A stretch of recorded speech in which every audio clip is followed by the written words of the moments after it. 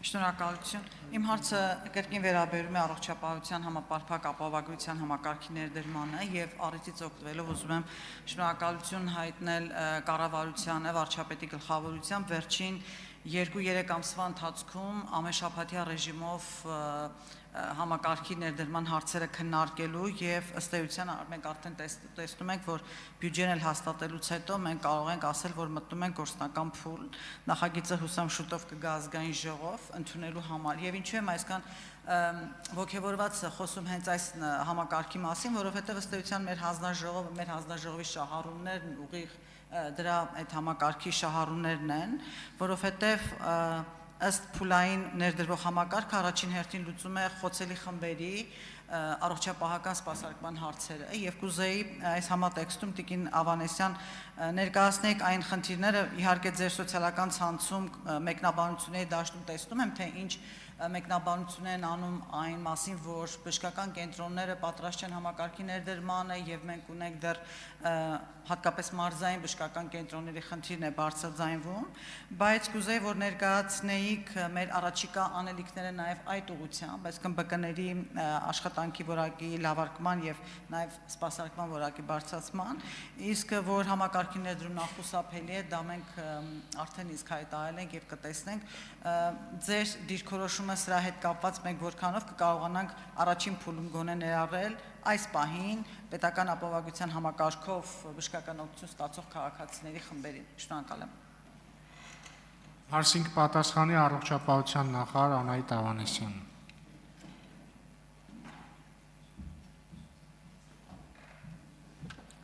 Շնորհակալ եմ Տիկին Տիգրանյան հարցի համար, նախ կուզեի նշել, որ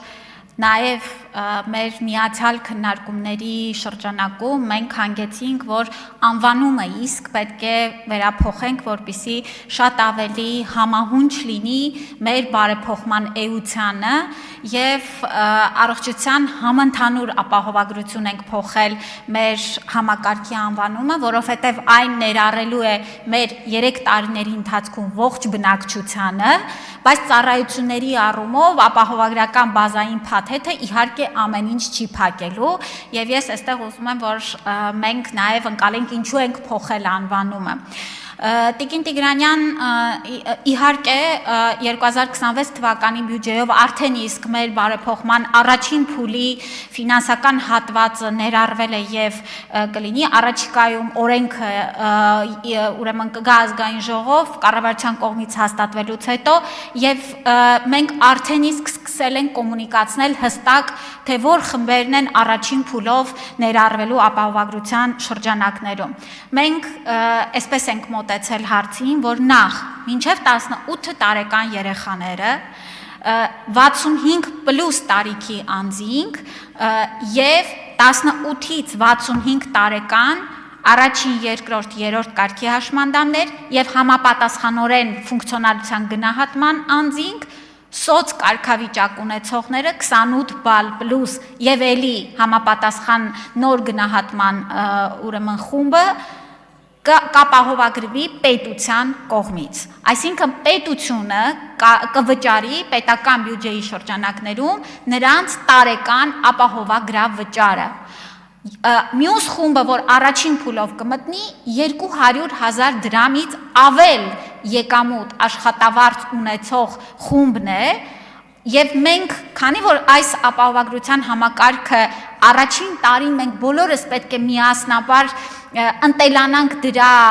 ուրեմն գործարկմանը, կառավարությունը նաեւ որոշում է կայացրել, որ 200,000 դրամից ավել աշխատավարձ եկամուտ ստացող անձինք ապահովագրավճարը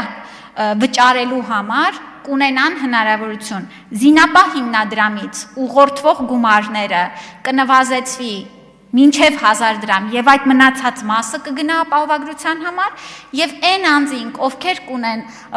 կներեք եւ այս անձինք նաեւ սոցիալական կրեդիտների շրջանակում կստանան եկամտահարկի հետ վերադարձ։ Այս ամբողջ սանդղակը մենք շատ པարզ ձևաչափով արդեն իսկ ուրեմն ամենօրյա ռեժիմով կոմունիկացնում ենք։ Բայց ձեր կողմից նշված, եթե արձագանքը լինի, շարունակեմ արդեն։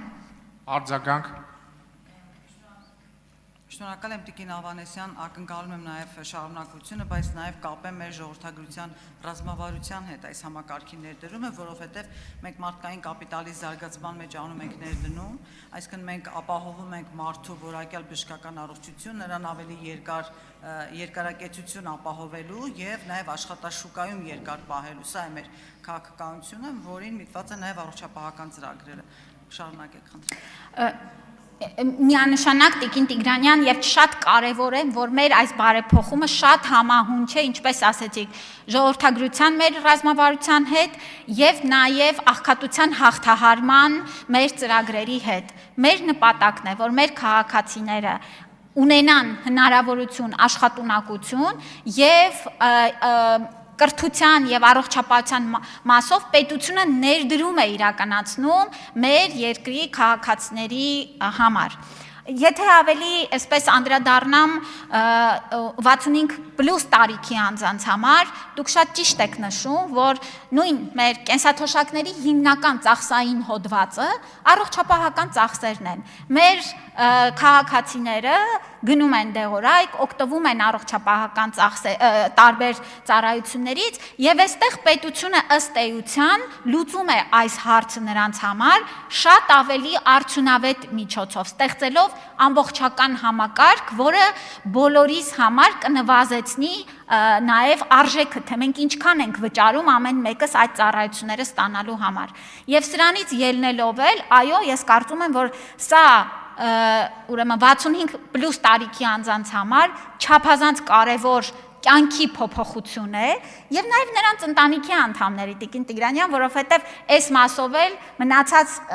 ընտանիքի անդամները կարող են իրենց ապահովագրավճարները վճարել։